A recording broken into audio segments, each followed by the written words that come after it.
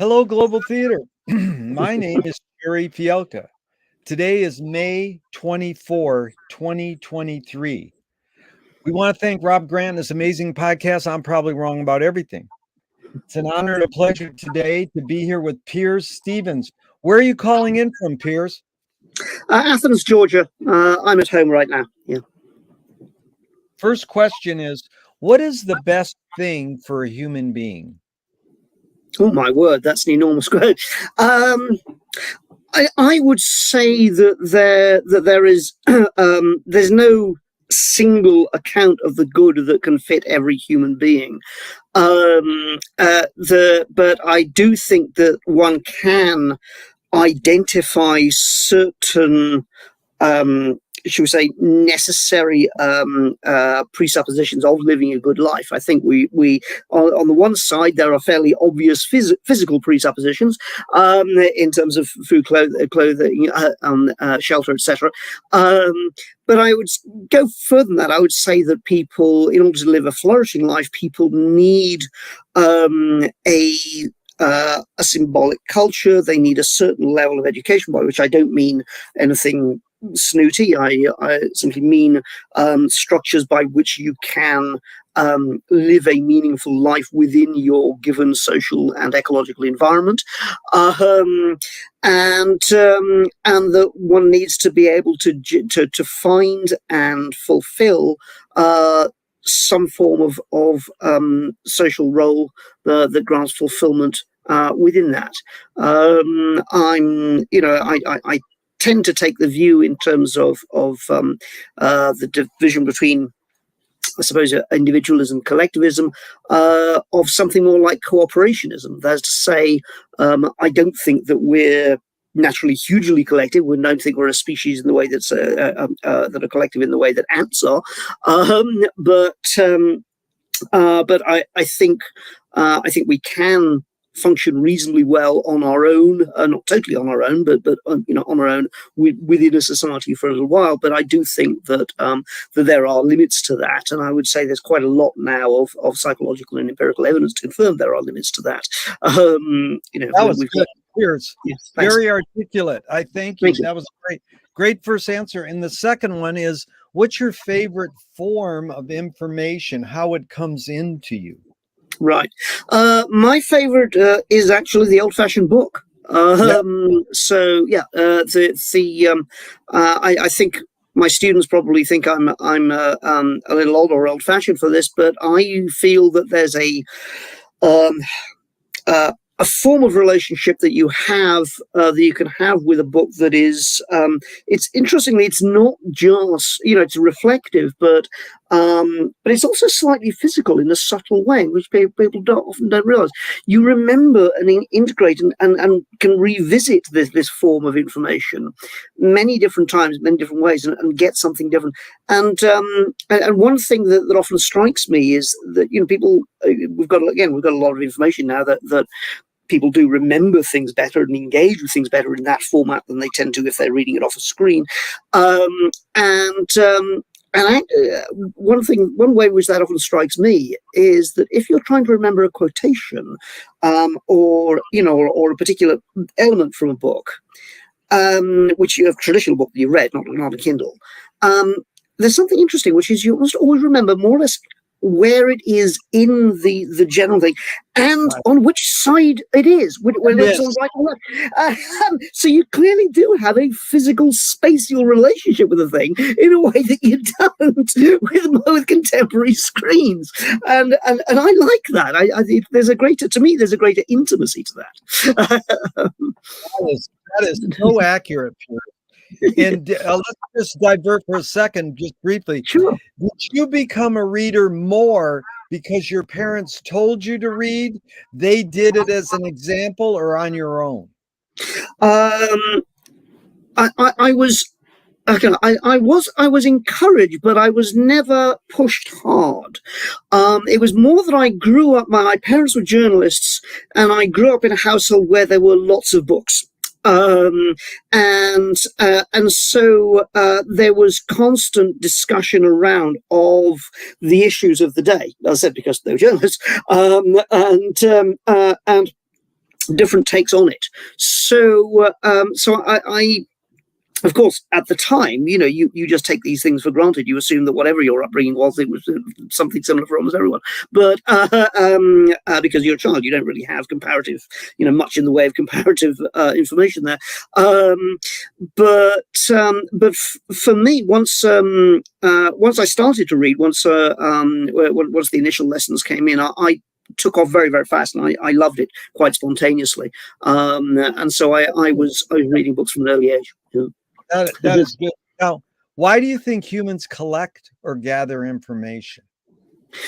Oh, for a multiplicity of reasons. I mean, it can be everything from, simple, enjoyable gossip. I mean, some of the earliest examples of writing that they've been able to decode, as I understand it, are basically the equivalent of sort of celebrity tittle tattle. So it can be the simplest things like that. It can be important representations of things that are necessary for individuals and the society to survive. It can be, and I think it can be the construction of meaning, which I think is something that is very central and important to human beings. Let's go with those three. That's a good start. Sure. Because a lot of themes will come back around. Sure. Is this need or want to collect information more innate or more invented? I think that initially it is innate, and I think that if it's not, but I think if it's not stimulated and encouraged, what will very often happen is that people start to feel rather empty later in life, and they can't work out why. Amongst my numerous, I have a very complicated backstory in terms of the different jobs I've done. But one of the things I've done was actually voluntary sector teaching of philosophy back in Britain, and one of the most common types of student that we had was actually people who were reasonably materially successful, into early middle age, and they left school at 16, started a business or whatever, right? But then they got to a certain little bit later, and they thought, well, no, this is okay, but what's it for? What does it mean? Anything? And so when you teach philosophy, those sorts of people, you encounter them quite a lot. They're a definite section of your, the sort of people who come to see you. Piers, that was good. Piers, do thoughts create emotions? They can do. I think there's a push me pull you a relationship between them.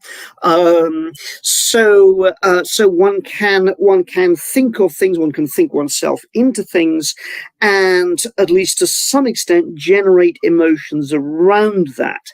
However, there are limits to that, in the sense that there are there are probably some things that you can't make yourself feel, even if you want to. Think of the sorts of psychological pain that is caused to, for example, LGBTQ people who are forced by repressive regimes to try and pretend to be something other than they are. They might even desperately want to be otherwise, but they can't. There's at least, there are certain ranges of emotions which I think we can only feel because it's important times of our upbringing and development. Only a certain range of options is there after time, and so. Yeah. So fill in the blank, Piers. I don't know what I think until I. Oh God! I think until I look at the range of options and how I feel about those. So yes, That's good. Yeah, because yeah, McLuhan says, I don't know what I think until I say it. And Joan Didion says, I don't know yeah, what I think until I write it. right. Can humans think without language? I'm pretty sure humans can think without language, yes, but I think there are limits as to how to the level of abstraction that we can reach without it. Right? If we don't have it, there was there's a wonderful moment in the autobiography of Helen Keller where she talks about how a breakthrough was made by her teacher with her, who managed to get to basically to connect elements of language to felt experience through the sense of touch. And once she'd made that connection, then it skyrocketed thereafter, and she was able to get into abstract language and become eventually, a truly extraordinary human being. I remember that moment in the film, yes, when yes, I think it's yeah, Anne Bancroft and yeah. Patty Duke. It's like burned in my brain. I saw it as a kid on TV, and it's just like, ah. So Chomsky says a language is not just words. It's a culture, a tradition, yes, a unification of community, a whole history that creates what a community is. What do you do when language breaks down? When language doesn't work, what do you do? You try to connect to, shall we say, more primal elements where there can be, where hopefully there can be connection. So you try to connect to sensory data, you try to connect to emotional data, you try to connect to the physical gesture, to all these sorts of things. I mean, if you're talking about verbal language, as I assume that Chomsky is talking about there, I mean, it is, it is worth bearing in mind that we're not short of examples of what happens when different cultures that have no languages in common encounter each other, and we tend to, understandably, to focus on the deeply unpleasant sort of things that have happened there, but there's also a question of linguistic understanding there. There's also a question of just how do they make themselves understood to each other to begin with. One of the things that is for example most unfortunate about the dispossession of indigenous peoples is that frequently the European cultures doing the dispossessing, this is not in any way to accuse them they're not, but they knew what they were doing was cruel, all right. They knew what they were doing was urgent, but they may not have fully realized quite how much so, because many of those languages are fundamentally intertwined with particular environments. That is why, for example, Aborigines can sing somebody to a particular stone in the outback, right? They know that whole area. Now, if you separate people from that particular place by brute force, as happened in instances like the Trail of Tears, right? You aren't just taking them away from one place and putting them in another. You are launching a brutal frontal assault on the very foundation of their culture. Wow. Well, Piers, are your observations of humans in general, are we more thinking beings or more feeling beings? Oh, I think we're feeling beings to begin with. I mean, I think that's well, right. To put it more broadly, there is a traditional model in Western philosophy that thinks of the mind as being, go back all the way back to Plato, as being split between reason and the passions, right? I personally tend to think that one needs an integrated model. I don't think the split actually operates that way. And I'll tell you why, because I think that the emotions inform what we reason about, and then what our reason and past experiences and the analogies we've built from past experiences tell us can then affect and attune and shift our reasoning. So I think, as I said at the start, there's a sort of push me, pull you there. Yeah. I think we will certainly start with emotion for the simple reason that if if something doesn't strike you, if you don't notice something, if you're not drawn to something, then it doesn't make any impact on your brain. Right. Yep. So you're not going to be reasoning about it because you haven't even noticed it. So well put. These are questions from Alan Turing, 1950s. Number one, right? Yeah. Is thinking a function of the soul? I'm not. I think. I thinking is a function. I don't think that there's a they sort of Cartesian extra. I very much doubt that there's something of that sort.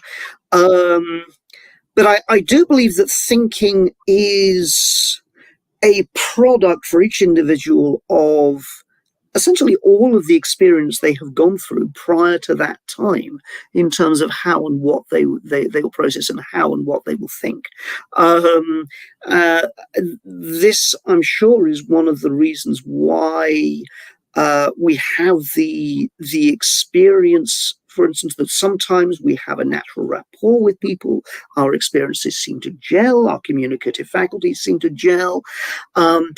At other times, we can meet people, and it's not merely that we disagree with them, it's that we find it next door to impossible to understand how on earth they could possibly think or feel X, right? So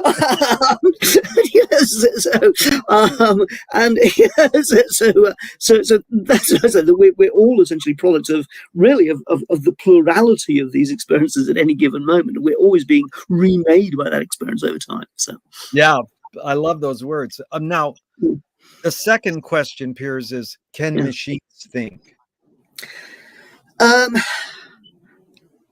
So far at least, I wouldn't want to rule it out in principle, but so far at least, I'm not convinced by what I've seen that they're actually thinking. And I may yet be proven wrong about this because I didn't think we'd be able to get artificial intelligence up to the stage that it would be genuinely creative and original in relation to playing chess programs. And how wrong was I about that? But but I said I'm not convinced yet that we've got them to do something that we would be able to sensibly refer to as thinking.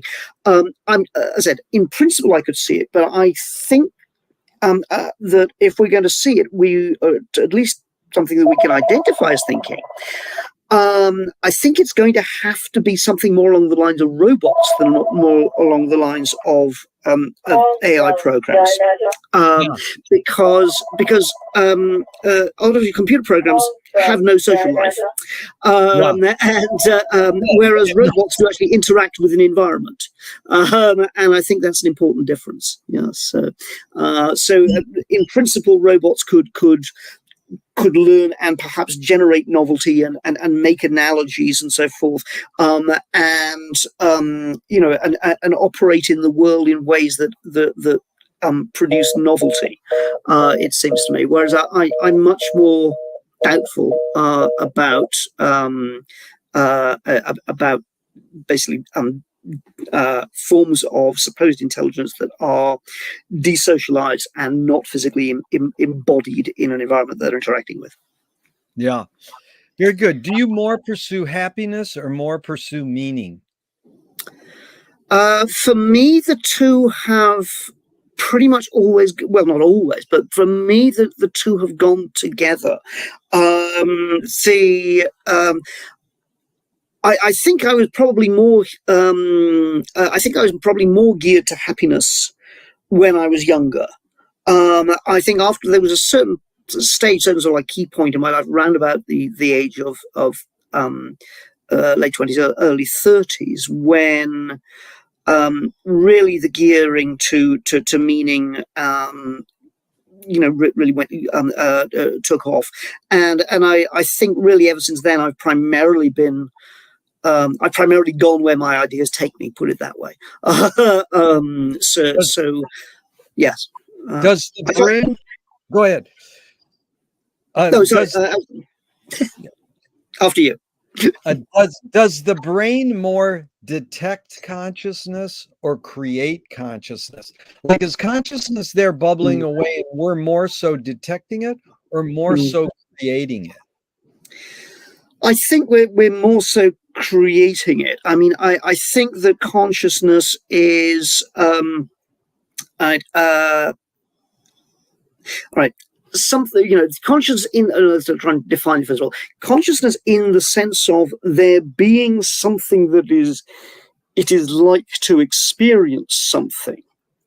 I mean, I think that is initially that there's probably just awareness, primordial awareness of something, and then afterwards we start to develop consciousness of ourselves as something that occupies a space, that does certain things, that operates in a particular environment, and that can be separable from that environment. I think to begin with, ourselves and probably many other organisms, I mean, certainly at the moment of birth and so forth, there's just immediate awareness of embeddedness, and there's no clear understanding of the divisions. I mean, if you think of how babies react with toys, the moment it drops out of the pram, right, they have no further consciousness of it, right?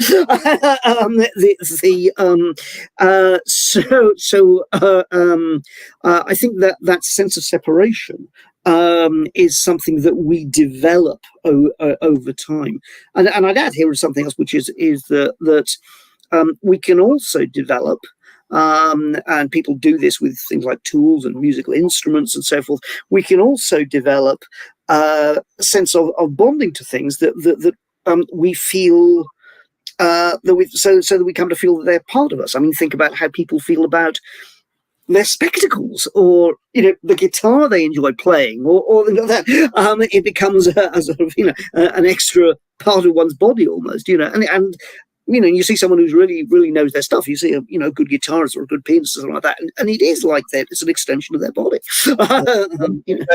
That you're anticipating one of my questions, but onward and upward. What's faster, speed of light or speed of thought?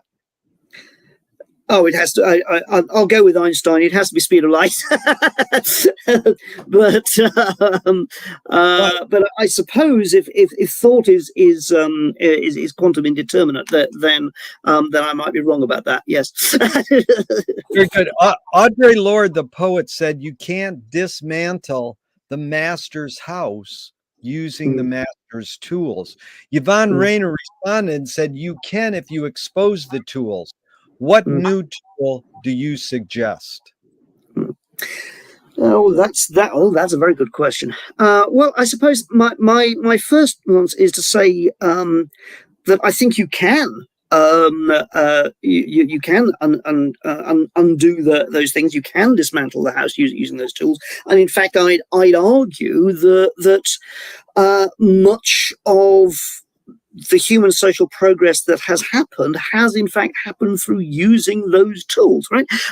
So,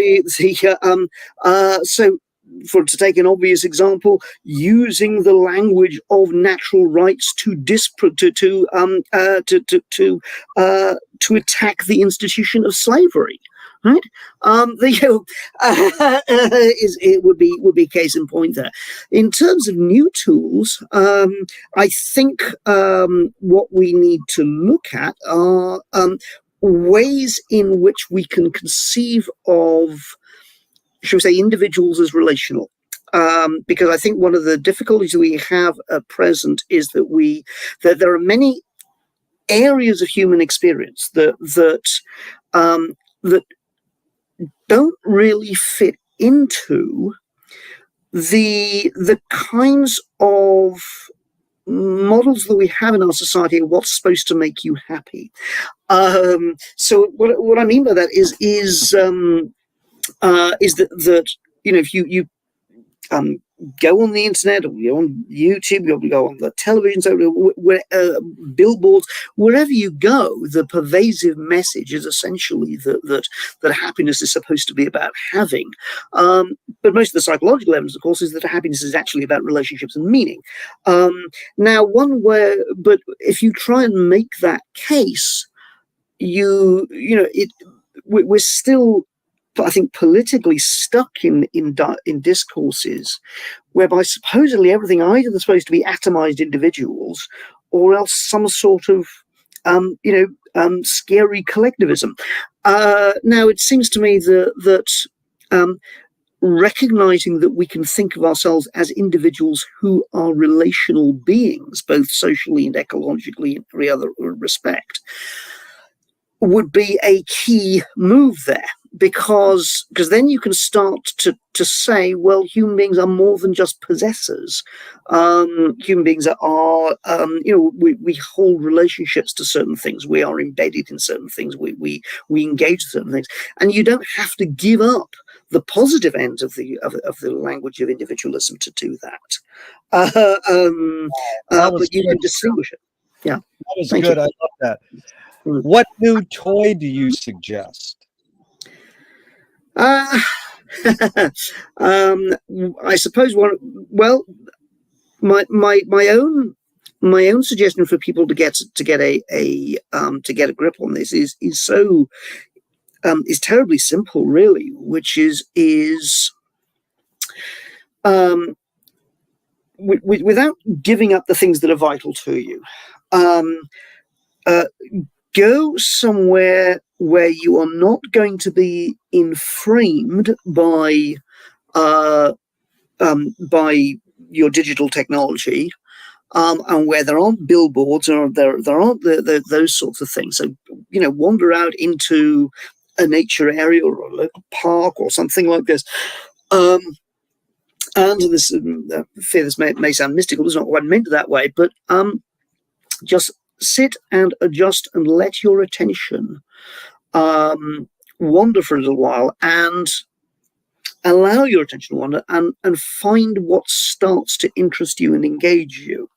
Now, that may sound an odd way to not, but the reason I mention this is that I tend to believe that we can only really start to see outside the confines of our habitual ideas and our habitual thoughts and our habitual tribal loyalties, if we take manifestations of instrumental rationality as much as possible away. So, in other words, move away from everything that is telling you that it has a function, right?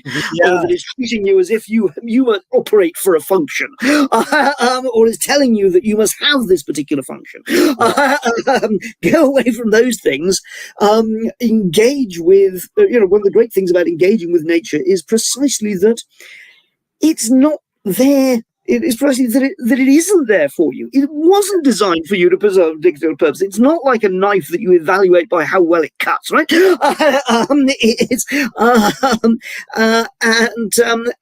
then when you have that, then you're beginning to get into a part of your head that is not still stuck in established thinking, and then you'll be able to start to see more broadly and get some novelty into your head and into the system.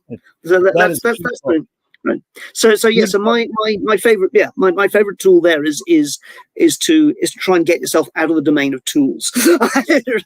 Beautiful. In fact, it sort of evoked either Cezanne or Matisse said, when you paint your painting and you put it in the bushes and it blends in, it's a good painting. Right. Yes. Absolutely. Emerging. So what do you worry about when you go to bed at night? Oh gosh. It ranges from ecological catastrophe to whether or not the dogs will remain continent. I have two rescue dogs. My major sort of worries about the state of the world, I suppose, are generally speaking, around environmental problems and the rise of authoritarianism. I mean, my two major sort of philosophical interests are around nature and around liberty. So those two things are my primary worries that concern me. And very good. Let's we're going to get to liberty. That's a great topic, and we're going to get more to nature. Right. But McLuhan learned from Ezra Pound, the poet, that artists are the antenna of the race. They're broadcasting and detecting the hidden psychic effects of our inventions. So we might be able to cope with what we don't like about our inventions. So, Piers, I asked you the question Marshall probed his whole career. Why do we ignore the hidden psychic effects of our inventions, even though the artists are broadcasting them to us? I think a lot of the time because we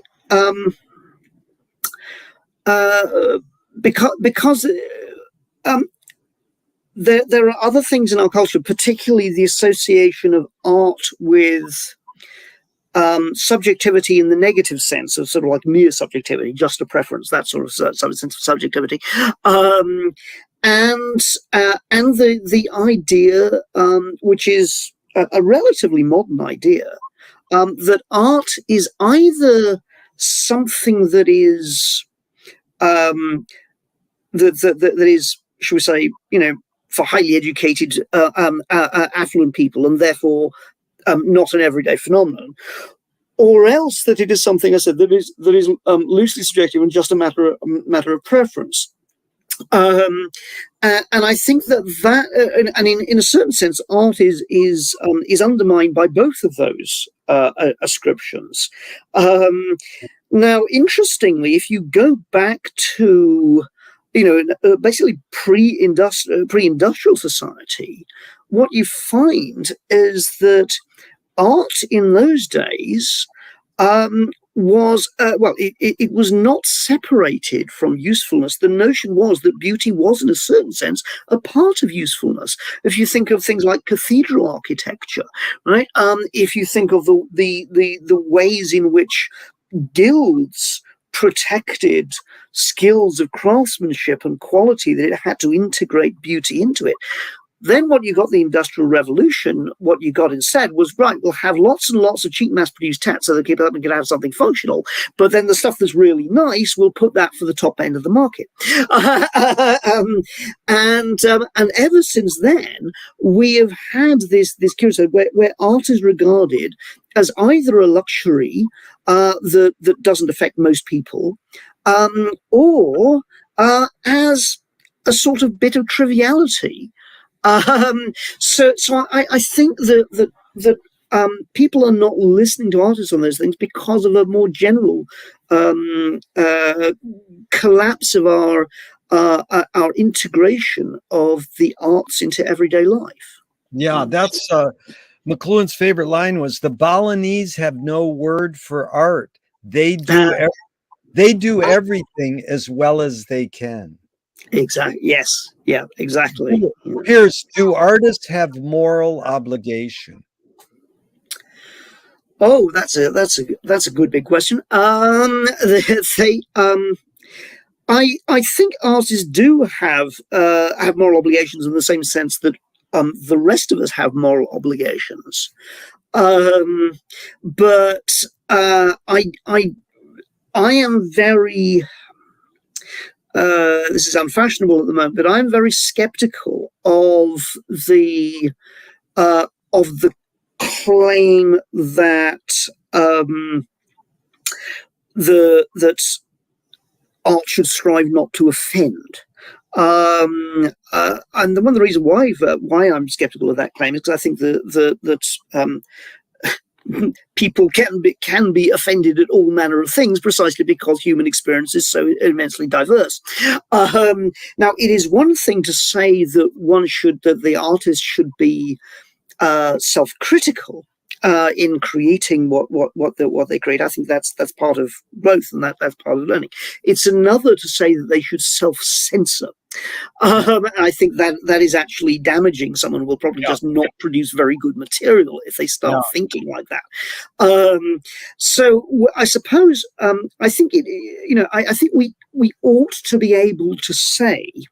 But although at the moment our culture is having great difficulty saying it, we ought to be able to say both that person X, let's say Salvador Dali, was an excellent artist in terms of what they were able to envision, in terms of their draftsmanship, in terms of the skills that they brought to, and at the same time say, this was actually a really horrible human being who did a lot of damage to people who were close to him.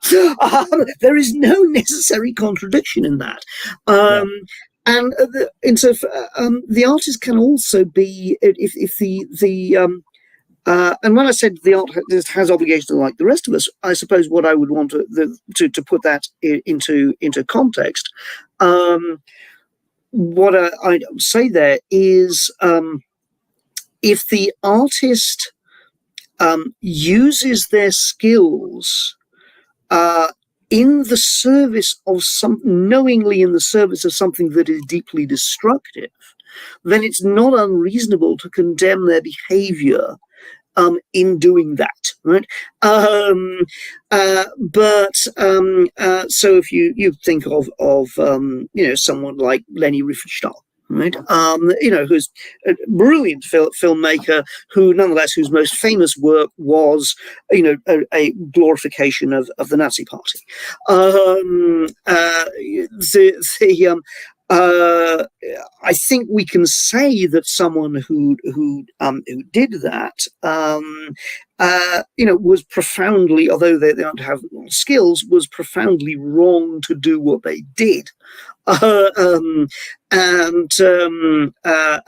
it was an inappropriate use of their skills. They should have had better moral antennae, right?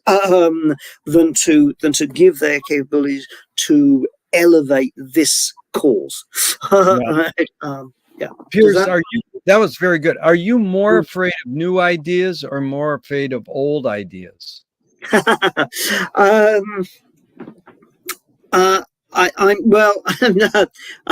probably have more difficulty processing and getting my head around new ideas now that I'm that much older, simply because I'm that much older. But I think that shall we say the most alarming ideas are probably ones that actually have deep roots, are ones that they're the nightmares that keep coming back to humanity, basically. I mean, the various forms of brutality, cruelty, inhumanity, forms of psychological torture. Those are perennial human nightmares, and what, generally speaking, the worst that we see in new ideas are new ways of manifesting them. So to take an example here, dictators always want the populace to feel both trusting and powerless. But the way in which they do that varies a lot. And so for example, if you go back to to the dictators of the 20th century, well, what they would try to do, the Hitlers and the Stalins, was monopolize the means of information, and so ensure that only one perspective is given. the clever stuff now is, in a certain sense, doing the opposite. It is maximizing plurality, maximize confusion, right? I mean, this is the sort of thing that the Putins, the Bans want to do, right? Maximize confusion, so that people are just so baffled by so much conflicting information that in the end, just as someone who's lost at sea will just flail desperately for anything that seems secure, they are going to be drawn to what seems to be the strongest power source, and just hang on to that, because otherwise they're just completely at sea. They're just completely lost. So it's exactly the same intention, but it's the diametric opposite method. But it's the same. I would say it's the same nightmare, but it's coming with different packaging because the technology has changed.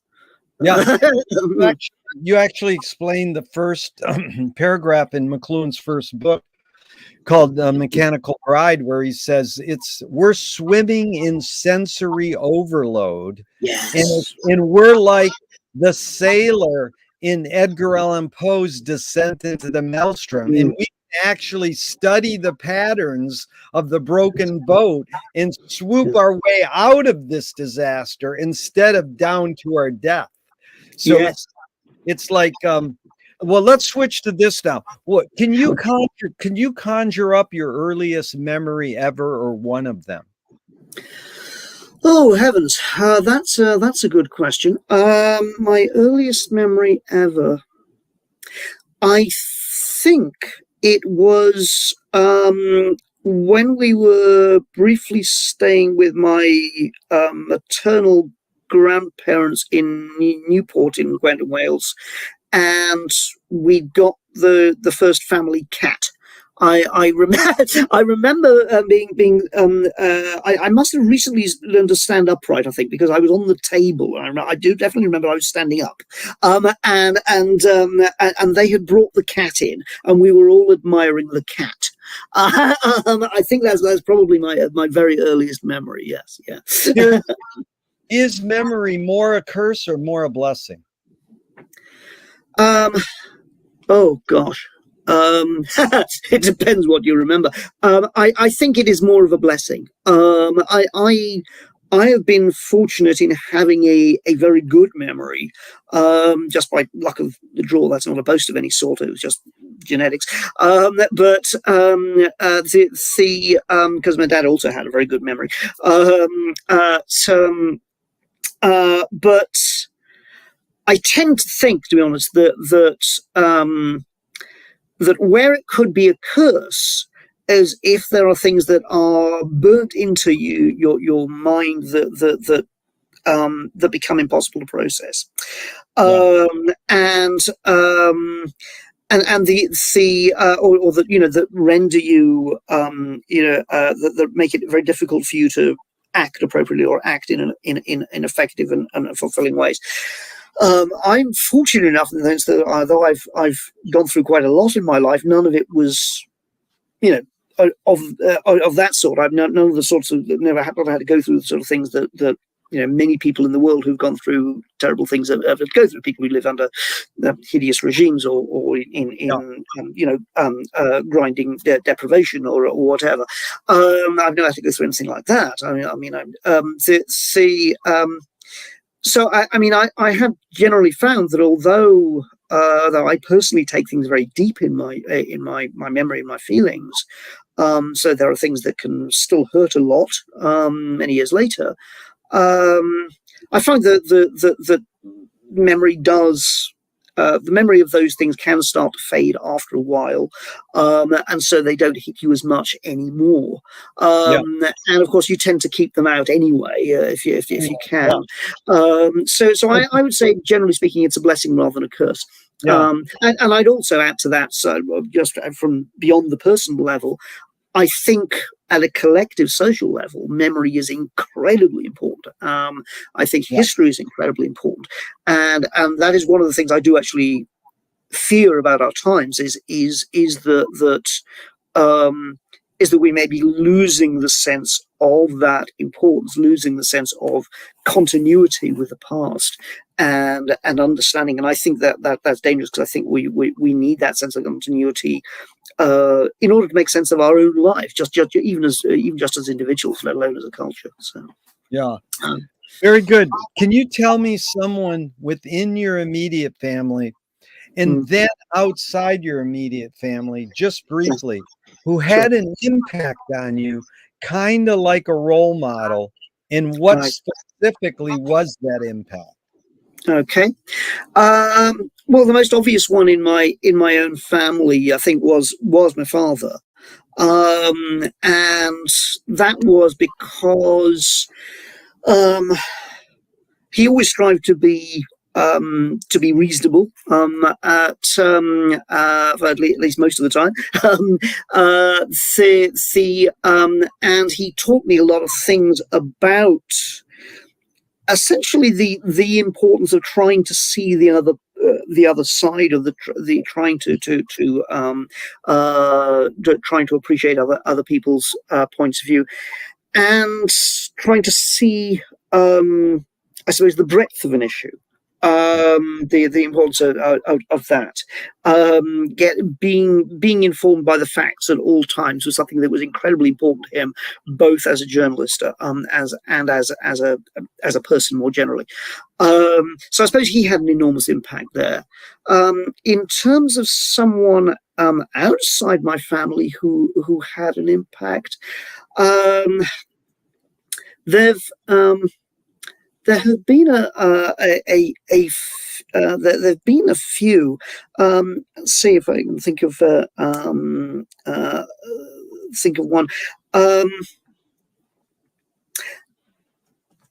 Well, when I first took a course in political philosophy, it was transformative for me, and my professor there. Was David Hatton. One thing that actually I'll give you two instances rather than one. One of the things that was most striking there was that he he got us to confront the difficult parts of arguments from sources and political thinkers that we really were not disposed to want to agree with at all. And I learned a lot from that. I don't think I realized how much I learned until much later. But it was that being confronted by someone who is making really good arguments for things that you find repugnant, but you have to try and work out what's wrong with this, right? That was enormously helpful. And then later on, I suppose my PhD supervisor, Kikok Lee, she had an immense impact on me. She showed me, I mean, she was very, very good at being able to guide without dictating. She would say, well, if this, then this. What is this, then this? Do you want to go there, or do you want to go there? And she was very good, always at picking out the right questions. So I suppose I'd give, for outside the family, I'd give those two. Yeah. Beautiful. Did your parents raise you a particular religion? No. I was encouraged to think for myself. And they basically said, for both of them from an early stage, these are the arguments on this side, these are the arguments on the other side. It's up to you to work out as to where you stand. So no, they didn't try to raise me in that. I was the school. Yeah. Do you pray? No. If God exists, what would you like God to say to you after you die?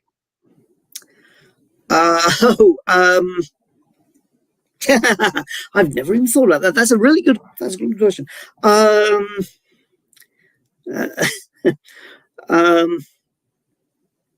I suppose that you did your best and were able to help other people come along and did good things for other people. I mean, that's the best that I can hope for, really. Perhaps that I left behind something worthwhile. I don't know what, but that's good. Piers, do evil people exist, or does evil use people as a vehicle? Okay. Oh, that's interesting. I do think that evil people exist. I tend to think that they are. How can I put it? I tend to think that evil probably develops in people essentially as a sort of form of psychological energy that's initially out of balance, and that grows and mushrooms and snowballs. In a sorry mixed metaphor there. That snowballs to a particular extent. If you, it seems to me that the worst of human conduct usually starts with a certain denial, a certain refusal of relationship, a certain distancing. And sometimes we do have to distance ourselves from certain things just in order to stay sane.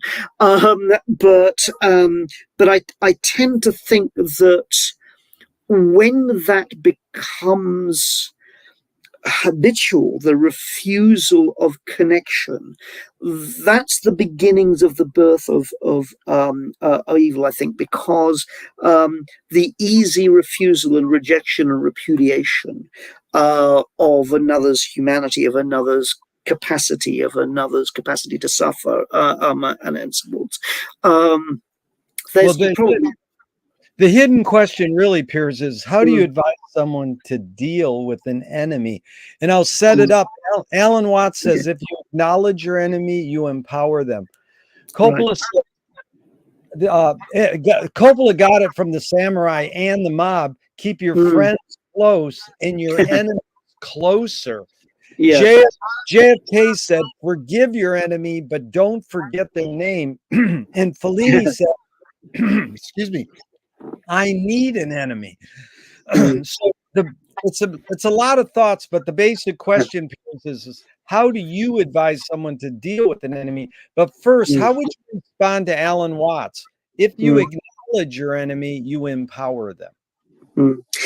Well, I think what Watts is saying, I mean, I draw a further distinction, which is that someone can be your enemy without you having to think of them as being evil. You might just think of them as being mistaken or annoying or a rival or in any one of these things. Evil, it seems to me, is to be an unusually strong and condemnatory word, and I think evil people are relatively rare. They do exist. But I think people who actually genuinely can be described in that way, there aren't that many of them. But in terms of one's enemies, okay, I would say that I can see what Watts is getting at. It seems to me is he's saying that.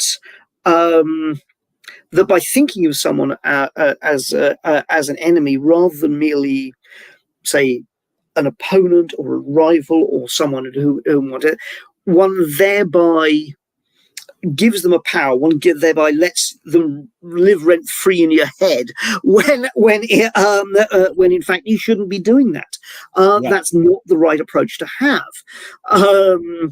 It is possible to think of one's enemies in the sort of way that practitioners of martial arts think of one's opponents. As to say, you respect them, you honor them in a certain sense, but you don't want to let them win. You need to understand them. You need to study them. You might even sometimes be able to learn things from them, and then you can grow. But that seems to me to be a different form of relationship than the form of relationship that would be embodied in someone whom one could think of as being evil. Which is one of the reasons why I think very few people are actually evil, because I don't think I think there are very few people who, who are bad to the bone, as it were. Piers, here's a couple more thoughts along that line. Nassim Taleb says games were created to give non-heroes the illusion of winning. In real life, we don't know who wins or loses, but we can tell who a hero is. Then someone said to that statement that villains don't think they're bad, They Yeah. want control. Heroes want freedom. And Greg Bateson, the anthropologist, says when the criminal gets caught, does he go, oh, my criminal skills weren't up to snuff that day? Or does he go, I did something morally or socially wrong? So there's a lot of prompts there. The basic question is, does punishment work? Right. I think punishment can work. I certainly think in terms of what you might call common or garden crimes, things like burglary. I think most of those crimes tend to occur because, and this is going to sound a little bit Platonistic, but because standard, straightforward, simple everyday crime. Those people very frequently come from criminal families, and they regard it as being just kind of what you do. They don't think of it as having a moral dimension. Some years ago, in one of my ethics classes, there was a mature student who was a social worker in some of the most deprived areas in Britain, and he said the most difficult thing that I have to deal with, he said, is that the government expects me to basically, tell young offenders, well, no, you sort of like, if you work hard and you can get a proper job and you're respectable and sort of like you'll live a better life. And he said, I'm expected to tell them that. I said, if I try and tell them that, they'll laugh at me. So because they've grown up in communities in which basically, the only the only person locally who has a nice car, has a nice girlfriend, gets to it out, is the local drug dealer. Like that's the only role they've got, right?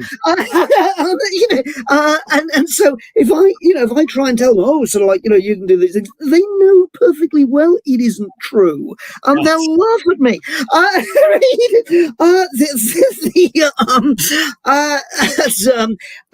And I think a great deal of them actually comes from those cases. But to my mind, punishment can be made to work, but what it needs to do is it needs to check a range of boxes, and one of the boxes it needs to check is actually the meaning box, right?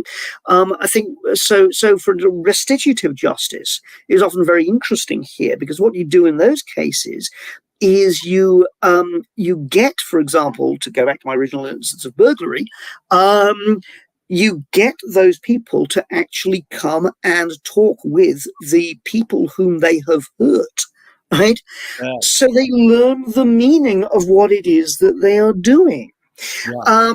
And when they do that, and if you do that and then you combine it with opportunities for them to do something more meaningful and worthwhile, and at the same time, you have them in for a sufficient period of time that it's not a holiday camp, right? Well, then you've ticked all the boxes. Yes, they have paid a debt to society.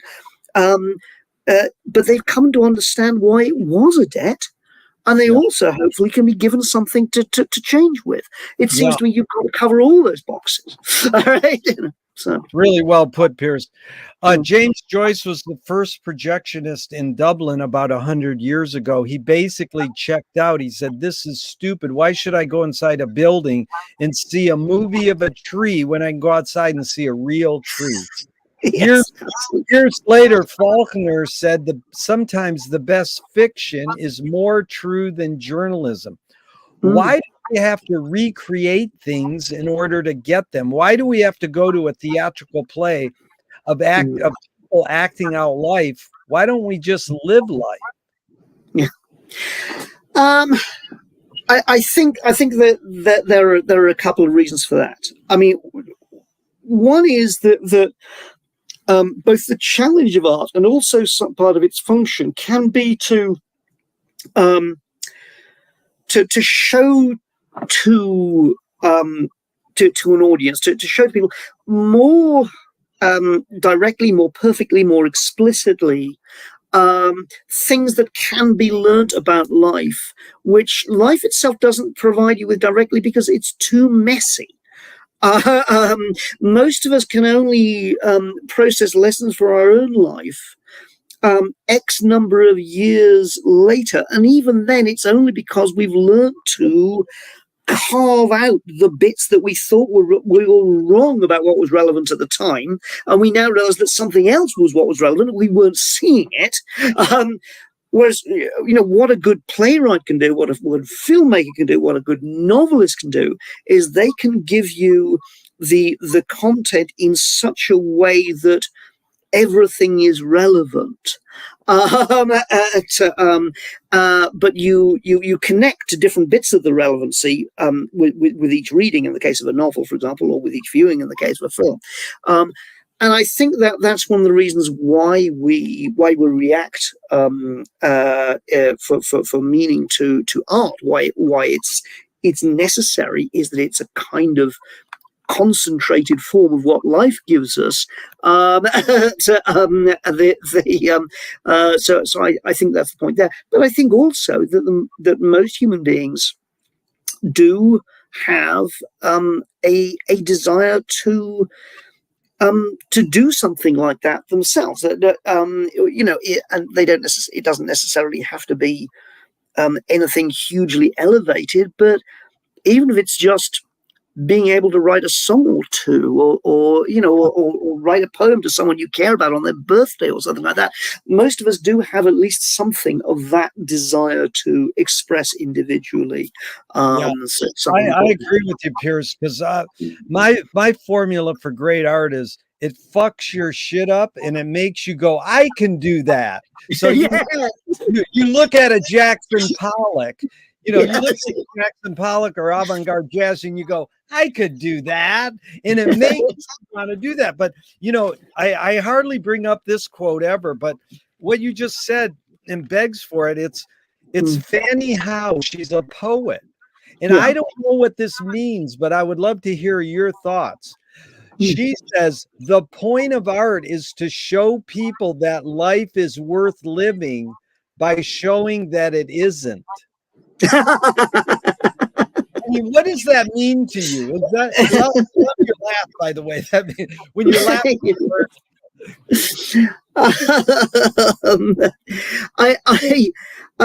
well, to me, I think what that means is that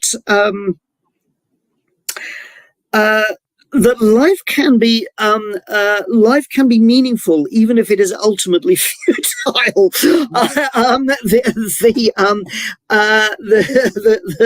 That we can to borrow a quotation from a different short story of John Wyndham's, we plant flowers because they are beautiful, not because we expect them to live forever. Being able to generate meaning, even if it's only in the short term, or even if it's for a generation or two or whatever, it is still worthwhile, even if one acknowledges that ultimately it will perish. I mean, ultimately it will all perish. There's the heat death of the universe,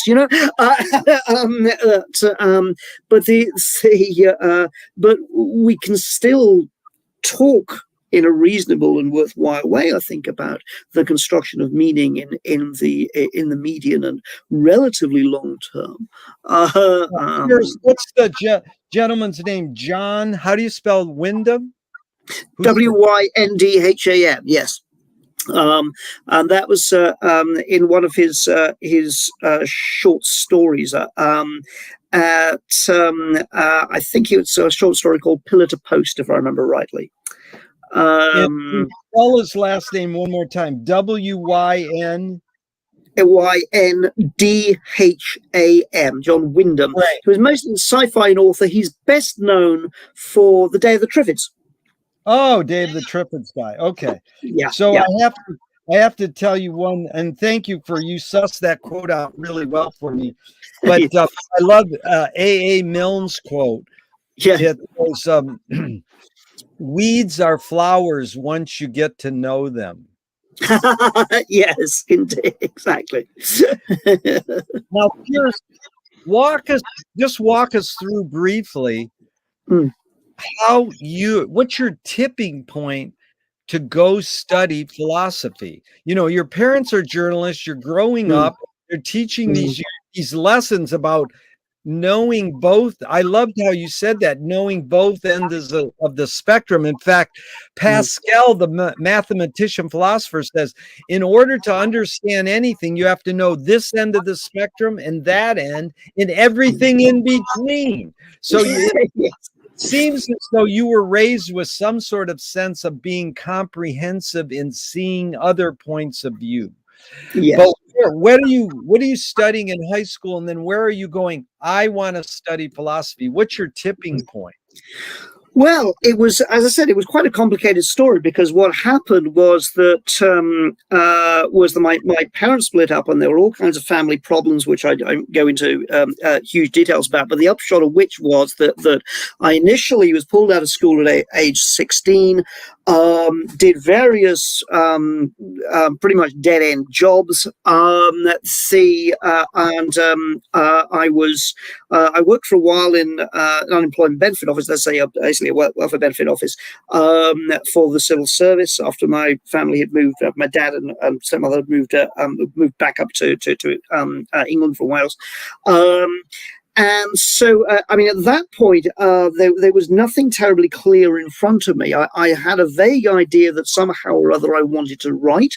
But then, really, it was a sort of uncertainty as to what I was going to do. But I didn't know. I knew that I enjoyed literature, and while I was unemployed, I was reading a few novels. So. Somebody actually in the local chess club lent me some money initially, small amount that I could sort of pay back at a pound a week or so, to take a course part-time at college. So that's what I did. And then when I went there, initially I sort of fell in love with the English literature that we were doing, and that was fun. And I enjoyed it much more than I had my time at school. I hadn't much enjoyed my time at school, to be honest. But then it was, and then in those days Britain still had a grant system, so you could actually win a grant to go to university. And I went originally to do for literature, but the system they had in those days, we went through prelims. You had 3 subjects in the prelims, and then you decided amongst them. So I had literature, I had philosophy, and I had linguistics. I didn't particularly get on with the linguistics, but I was able to. But I did quite well in the philosophy, so I was able to persuade the university to get me onto a what was called Britain's called joint honours. Here it would be called double major, literature and philosophy. And really what did it was in my second year, sophomore year as it would be called here, I did moral philosophy followed by political philosophy. And when I started studying the political philosophy, so much started to come together in my mind. It was challenging, it was interesting, but it also spoke to things that were happening in the world at the time. This was the mid 1980s. The Thatcher government was doing a lot to dismantle the welfare state. It was hurting people that I knew. I didn't really understand why they were doing this. I didn't like the fact that they were doing it. I thought it was wrong, but I didn't understand why. It was very much there's like Winston Smith in Orwell's 1984, you know, where he sort of writes in the diary, "I understand how, I do not understand why." And it was then that when I started to read Nozick, and started particularly Robert Nozick's work, and began to understand that there was, although I disagreed with it, that there was a rationale and there was an ideology behind this. And I thought, this is something I need to understand. I want to fight it instinctively, but in order to do that, I need to understand it and understand the things it might be wrong about and right about, and understand it much, much better. So that was the starting point. But but something else happened around about the same time. I'd always had an interest in nature, and the curious thing was that around about the same time that I was reading in Nozick, I wandered through a second-hand book exhibit in the university, and there was a little pamphlet there about Native American perspectives on nature. And what most struck me, I read that and juxtaposing it with Nozick, was the totally different orientation of this culture to the world. Because if you read Nozick, essentially for him, everything, the whole world is like a sort of cake, and it's just a matter of how you're going to slice it up. And there was an unspoken embedded orientation to the world there. Whereas reading the Native American material, it was on the contrary, no, it's not a cake, it's a community. Right? Yeah. And we need to get into a relationship with different parts of it. And there was a completely different competing orientations to the world were embedded there. And the combination of those two things, these are the ideas that these are the things I want to challenge. These are the things I want to work with. These are the issues that matter to me. That was really the starting point. That is so well put, Piers, because I'm curious. Then did you go, well, studying politics and nature in philosophy, or nature and liberty, you said, studying these two topics, did you go, I will become a writer or an educator or both? I mean, is there a leaning at that point? Like, well, I can make my living doing what? Yeah. Well, my thought there was that what I really want to do is I want to, I thought I can make my living. I can. I want to become a philosopher. I want to make my living doing that. And the only obvious way I could see to do that would be to teach, to become a university professor. So that was what I decided that I wanted to do, because I'd always, it was a curious thing about me, as though I wasn't quite sure what it was, I'd always had a very strong desire to do something, right? I'd always wanted to do things for their own sake.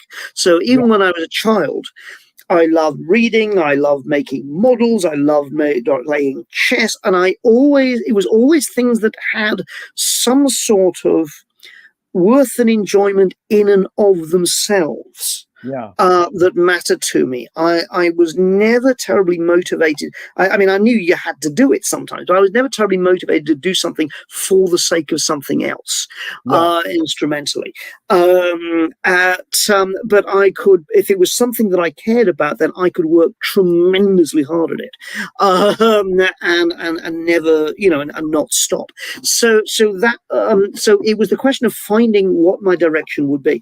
And once I basically fell in love with political philosophy, I was determined that was going to be the direction. And so after I got my bachelor's, though it wasn't as I'd wanted, I saved up for 2 years to fund a master's from my own savings. I did live terribly simply for 2 years, basically sitting at home living on pasta and working in a council print office, operating photocopiers and saving every penny I could, and that was just about enough to fund my own master's. And then I was fortunate. I was then did well enough to be able to win some funding to start my PhD. So that's the backstory. So it came organically out of the things that sort of mattered to me, and the desire that this was really what I wanted to do with my life. I thought of it as both something that I would enjoy myself, but also as something that I thought needed to be done, because and that the people needed to do, because I had not, although I'd known what was going on in the country, I'd not understood the reasoning behind it. I'd not understood why it was happening. I'd not understood why this agenda was happening.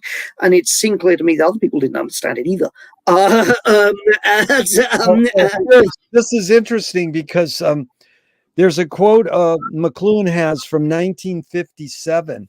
And I'm curious because then your approach and your experience with your students. So he says it's misleading to suppose there's any basic difference between education and entertainment.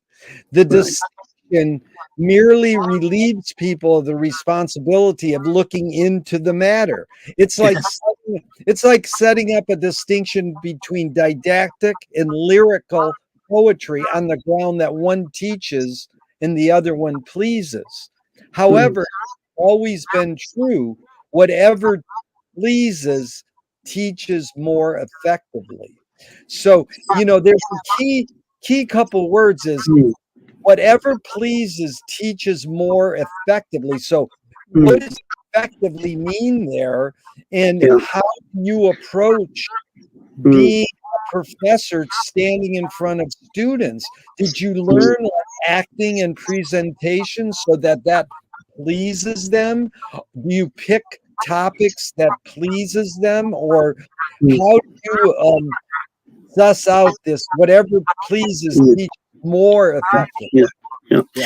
Well, I tend to think that meaning is best structured. I think most people, when they're thinking of their own lives, when they're thinking of things that matter to them, mostly people tend to think in terms of narratives.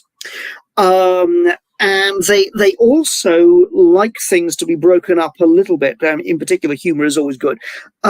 So one of the things I do when I structure my courses, I almost, whenever possible, I try to structure them historically so they get the idea, they understand that what's happening here is that there is an unfolding, a kind of conversation that goes on over centuries between different figures who are batting around different ideas about happiness and freedom and goodness and so forth. So they can get a sense of a narrative, they can get a sense of an unfolding sense of meaning that they can have some sort of grip on, and they can have an angle on, because I think everyone, one of the beauties of philosophy is, and I think everyone does have intuitive philosophical feelings, and these are things that we all have an angle on. So I try and give them a plurality of options in a story, as it were.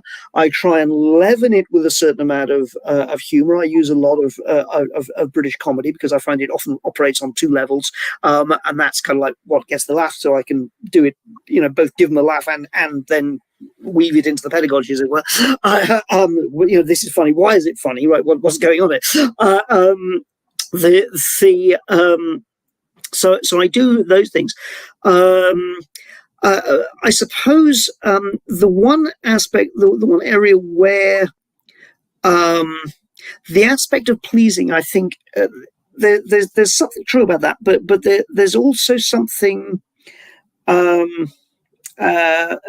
It's important that one gets the notion of what's meant to be by pleasing there correct, because I know that when I got the bug for political philosophy, it wasn't that reading Nozick pleased me. It was, on the contrary, that it infuriated me, but in an interesting way. It was like, this can't be right, but what exactly is wrong with it?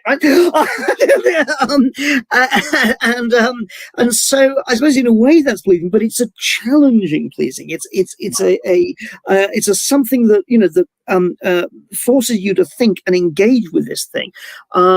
There's a lovely moment in Ray Bradbury's Fahrenheit 451 where Guy Montag, the central figure, he's sort of had to fess up to his wife that he's been illicitly keeping books, and he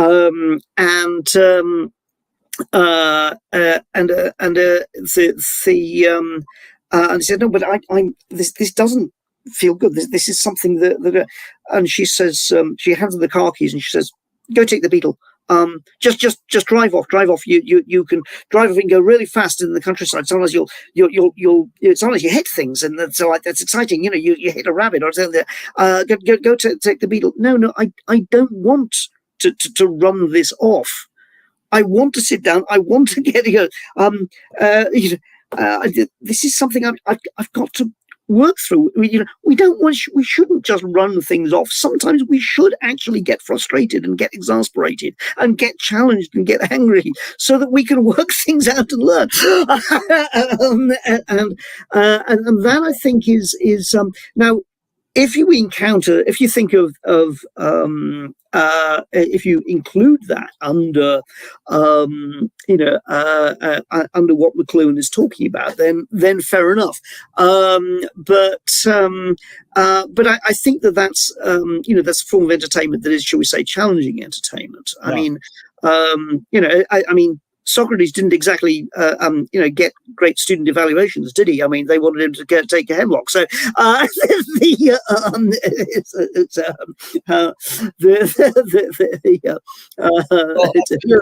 that was beautiful, because especially because Ray Bradbury lived like 3 blocks down the street here in Venice. Really? California. Yeah, gosh. And I've had a chance to talk to him a couple times, but not long interview like this. But sure. he is truly one of our heroes of our town, and I love that you brought that up and described it so specifically. Like, you got to work things out. You can have an epiphany in everydayness, as Joyce said. I don't want to avoid this. I want to engage, to understand. And so I just want to tell you, we got about 10 more minutes and we've only gotten through 14 questions. So maybe we can schedule a part 2, because I really want to get into a lot more, especially political in nature. But let's try these closing 2 or 3.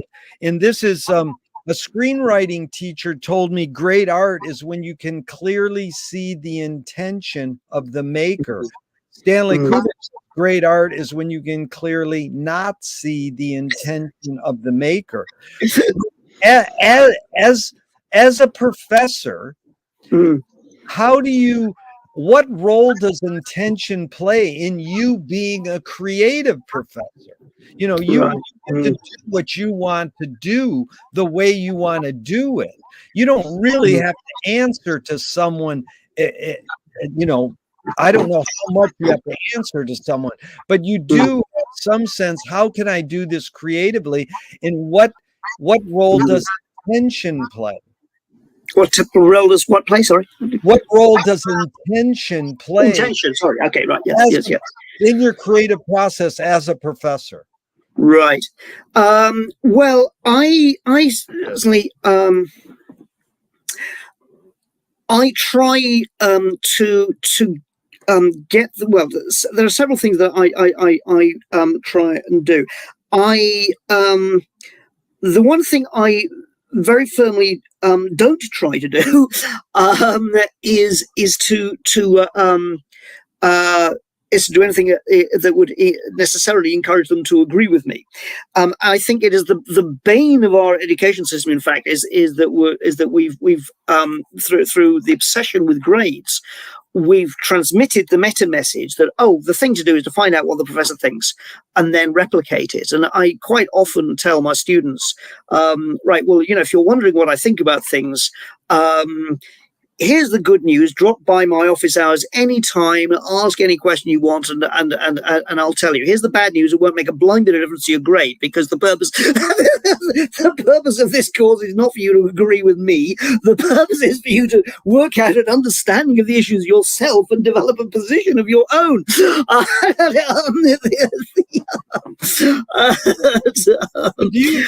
Piers, hold on that for a second. Yeah. You find your fellow professors doing that? Because what it seems to me is what academia is a lot of is, here's your lesson, now learn it and repeat it back to me. Whereas you're teaching critical thinking skills. Do you find that obscure in the academia that you operate in? Are you a fluke of the system, or are all the professors trying to get people to be critical thinkers and not so much repeat the lesson back?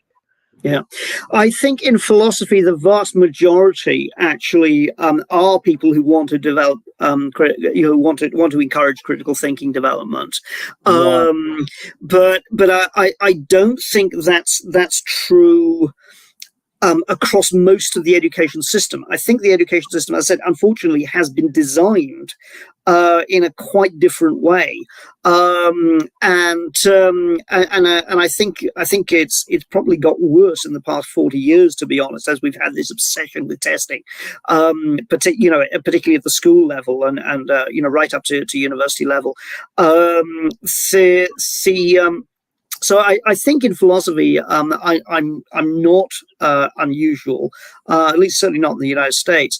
But I think overall there is more pressure to conform, and that's occurring from several different places. It's occurring through state and federal government policy, educational policies, but it's also occurring indirectly through things like making the fixation on grades not just something that the students have to be fixated on, but something that teachers have to be fixated on as well, which creates a perverse incentive to get them to teach to the test, which is not good teaching. Yeah. So teach to the test. So that is, usually the next question is, you've sort of tackled, but I have to ask it anyway. Is, Duchamp said there's no art without an audience. How much are you thinking of your student in creating the way you teach? Do you? Yeah. Depends on the scale at which I'm teaching, to be honest. If I'm teaching a large introductory class, then generally speaking, if I'm teaching, say, the intro to ethics class or the intro to philosophy class, the way those are structured, as that I don't get much close time with any of the individual students unless they come to see me in office hours. Because I do the lectures, and we have a teaching assistant who actually does the close range seminars. So they will get to know him or her far better than they get to know me at that instant. And I'll have about 80 people. Now, under those circumstances, the best I can do in terms of pitching it is to try and be sensitive to the feedback I'm getting, both from my TA and from them, whether they're understanding things, design it in such a way that hopefully they can find it engaging. So, for example, the narrative structure that I've talked about, a lot of it will go on that. To try and make sure that they see that the themes are being developed and that certain things are being brought out and put into tension with each other. So to give them a kind of structure so that they can see this. That's the best I can do there, because otherwise, I mean, if it's me and otherwise 80 people, I can't build up an instant rapport with them. The TA is going to do that be able to do that rather than me.